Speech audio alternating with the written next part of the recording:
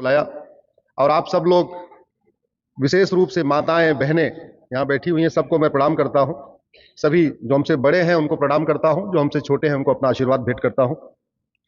आज आप लोग आए हैं भजन सुनने के लिए, तो हम तो बीच में, आप और आपके बीच के भजन में बीच में खड़े हो चुके हैं। अरे वाह, हम लोग नवरात्रि के पूर्व संध्या पे इकट्ठा हुए हैं और अगले 9 दिन किसकी पूजा करेंगे? जोर से बोलिए, किसकी पूजा करेंगे? माता की। किसकी पूजा करेंगे? दुनिया में 1100 रिलीजन है और किसी रिलीजन में माता की पूजा होती है क्या? जोर से बताइए जरा। दुनिया में 1100 रिलीजन है और किसी रिलीजन में लिखा हुआ है क्या नारी तू नारायणी? और किसी रिलीजन में लिखा है क्या यत्र नारस्तु पूज्यते रमन्ते तत्र देवता? जहां नारी की पूजा होती है वहां देवता निवास करते हैं। दुनिया में इतनी संस्कृतियां हैं, लेकिन घर की लक्ष्मी माता को कहा गया है। और कहीं सिस्टम है क्या? तो इसलिए सबसे बड़ा तो मिथ है सर्वधर्म संभाव। इससे बड़ा फ्रॉड, इससे बड़ा झूठ तो कोई है ही नहीं है। दुनिया में धर्म एक है, पंथ अनेक है, इसलिए सर्वधर्म संभाव शब्द अपने में ही फ्रॉड है। रिलीजन उसको कहते हैं जहां एक गॉड हो, एक किताब हो। जो उस गॉड को माने, जो उस किताब को माने, वो रिलीजन में रहेगा। जो उसको नहीं मानेगा उसका सर कत्ल करना भी जायज है। उसको रिलीजन कहते हैं, उसको धर्म नहीं कहते। इसलिए पहले तो दिमाग से निकालिए सर्वधर्म संभाव। अब सर्वधर्म संभाव के बाद अगला क्या? सर्वपंथ संभाव। तो सारे पंथ में संभाव कैसे आएगा? सारे पेड़ एक समान होते हैं क्या? आम और बबूल एक समान होता है क्या? सारे जानवर एक समान होते हैं क्या? गाय और सूअर एक समान होते हैं क्या? सारे पक्षी एक समान होते हैं क्या? कोयल और कौवा एक समान होता है क्या? हमारी दोनों आंख एक समान होती है क्या? हमारे दोनों हाथ एक समान होते हैं क्या? हमारी 5 उंगलियां एक समान होती हैं क्या? अरे जब हमारे शरीर के अंग एक समान नहीं होते, एक माता के पेट से जुड़वा हुए 2 बच्चे एक समान नहीं होते, तो सर्वपंथ संभाव कैसे हो गया? सारे पंथ एक समान कैसे हो गए? क्या भारत जितने दुनिया में रिलीजन है सब में सिखाया जाता है? अष्टांग योग सब में सिखाया जाता है क्या? इंद्रियों पे नियंत्रण सब में सिखाया जाता है क्या? यम नियम सब में सिखाया जाता है क्या? अपरिग्रह सब में सिखाया जाता है क्या? नहीं। तो जब अलग अलग हैं तो सारे रिलीजन एक समान कैसे हो गए? आप सब लोग बंगाल नहीं, भारत के बहुत ही श्रेष्ठ जन है, समृद्ध जन है। आप लोग भारत को चलाते हैं। यहां विशेष रूप से व्यापारी समाज के लोग बैठे हैं। व्यापारी समाज का योगदान भारत के लिए, मतलब उसके लिए शब्द नहीं हमारे पास व्यक्त करने के लिए। आप कितनी बड़ी भूमिका निभाते हैं। आप रोजगार देते हैं, लोगों का जीवन बदलते हैं। एक गरीब को देखते देखते अमीर बना देते हैं, एक लोअर क्लास को मिडिल क्लास बना देते हैं, एक मिडिल क्लास को अपर क्लास बना देते हैं। ये व्यवस्था आप देते हैं। लेकिन जिस संस्कृति को हम मनाने के लिए यहां बैठे हुए हैं, उससे समझने के लिए 2-3 बेसिक बातें समझना जरूरी है। हिंदू भी मां के पेट में कितने महीने रहता है? जोर से बोलिए जरा। मुस्लिम कितने महीने? पारसी कितने महीने? ऊपर वाले ने कोई भेदभाव किया क्या? अगर किसी किताब में भेदभाव हो रहा है तो ऊपर वाले की किताब है कि नीचे वाले की किताब है? जोर से बोलिए जरा। वो आसमानी किताब है या इंसानी किताब है? इंसानी किताब। ये थोड़ा हमें समझना पड़ेगा। ब्राह्मण भी 9 महीने, क्षत्रिय भी 9 महीने, वैश्य भी 9 महीने, दलित भी 9 महीने। अगर किसी किताब में इसमें भेदभाव लिखा है, ऊपर वाले की किताब नहीं है, नीचे वाले की किताब। बेटी भी मां के पेट में 9 महीने, बेटा भी मां के पेट में 9 महीने। अगर बेटे और बेटी के बीच कोई भेदभाव सिखा रहा है तो वो किताब आसमानी किताब नहीं है, इंसानी किताब है। इसको अंतर हमें समझना पड़ेगा। इसलिए सारे त्योहार एक समान नहीं होते, सारे रिलीजन एक समान नहीं होते। धर्म तो एक है, पंथ अनेक है। आप लोग गूगल करिएगा, धर्म और रिलीजन के ऊपर एक मेरी PIL चल रही है। मैं कोर्ट ने सरकार को नोटिस जारी किया कि सबसे पहले सिलेबस में डालिए धर्म क्या होता है, रिलीजन क्या होता है, और धर्म निरपेक्ष शब्द को हटाइए सिलेबस से। कोर्ट ने होम मिनिस्ट्री को भी नोटिस जारी किया, लॉ मिनिस्ट्री को भी जारी किया, एजुकेशन मिनिस्ट्री को भी जारी किया। और जहां शक्ति की पूजा की बात है, मां की पूजा की बात है, अब के हजारों साल पहले से चल रही है। रावण का बेटा मेघनाथ युद्ध के समय किसकी पूजा करता है? मां की, शक्ति की।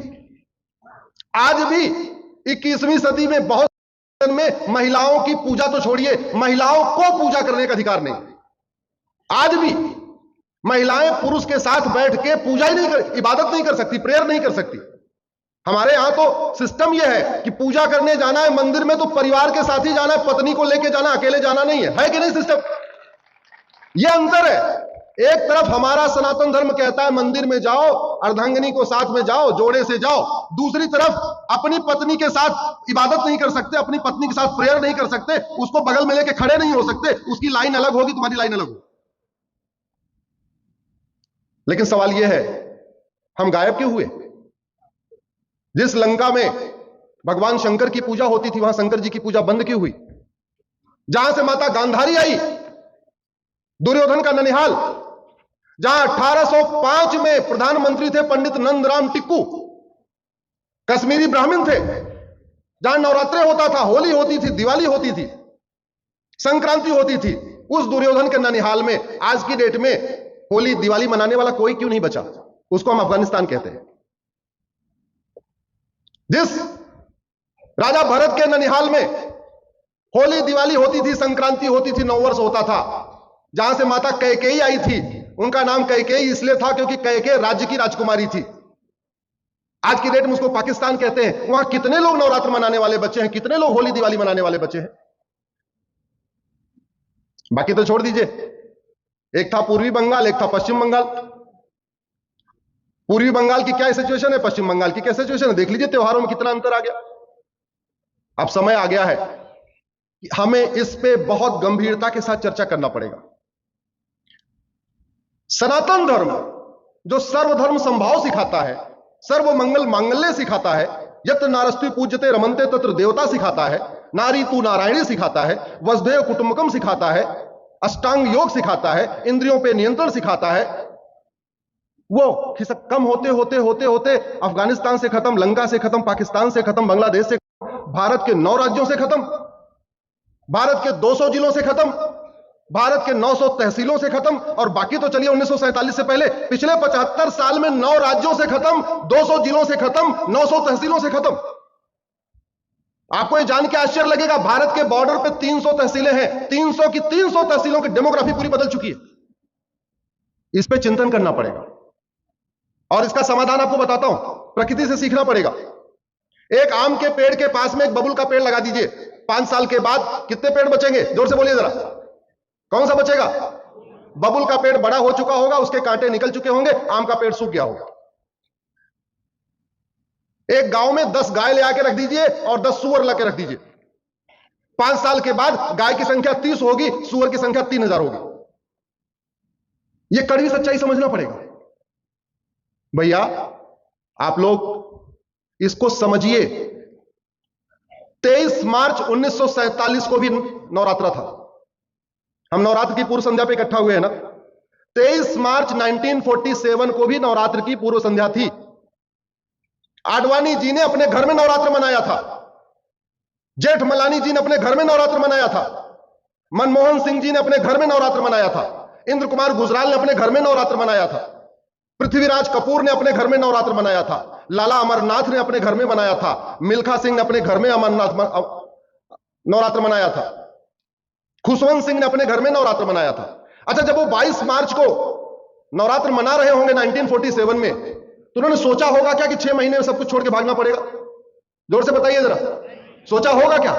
अगर सोच लेते तो कम से कम अपना खेत खलिहान घर मकान बेच के भागते, थोड़ा पैसा वैसा इकट्ठा करके भागते। भागे कैसे? कोई लुंगी लगा के भागा, कोई पैजामा पहन के भागा, कोई सिंपल बनियान पहन के भागा, कोई अंडरवियर में भागा, कोई 10 रुपए लेके भागा, कोई 5 रुपए लेके भागा।